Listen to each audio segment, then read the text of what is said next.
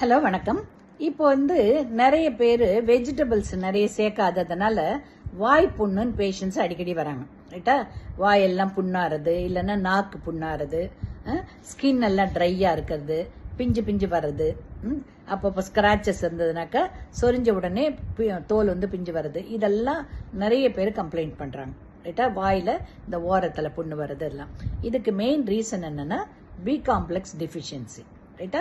அந்த B complex நீங்க டாக்டர்கிட்ட போனீங்கன்னா அவங்க எழுதி கொடுக்குற மெடிசனாவும் சாப்பிடலாம். இருந்தாலும் அந்த மெடிசன் மட்டுமே பத்தாது, நீங்க நேச்சுரல் ஃபுட்டும் சாப்பிடணும். எந்தெந்த ஃபுட்ல பி காம்ப்ளெக்ஸ் இருக்குன்னாக்க எல்லா வெஜிடபிள்ஸ்லயும் இருக்கு. எஸ்பெஷலி கத்திரிக்காய் வெண்டைக்காய் சீப் அண்ட் பெஸ்ட். நம்ம லோக்கல் காயே வாங்க, ஃபாரின் காயில அது இதுன்னு சொல்லிட்டு ரொம்ப காஸ்ட்லியா நீங்க வாங்கணும்னு அவசியமே இல்லை. லோக்கல்ல ஈஸியா சீப்பா அவைலபிளா இருக்கிற வெண்டைக்காய் அண்ட் கத்திரிக்காய். ரைட்டா?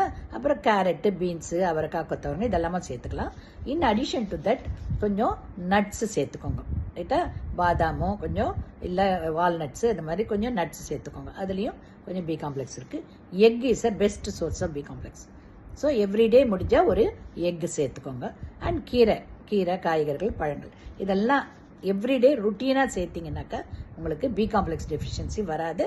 நாக்கு புண்ணு, வாய் புண்ணெல்லாம் வராது. அண்ட் ஸ்கின் ஆல்சோ ஸ்மூத்தாக நல்லா இருக்கும். ரைட்டா? ஸோ பால், எக் ரெகுலர் ஃபுட்டாகவே எடுத்துக்கோங்க. ஓகேங்களா?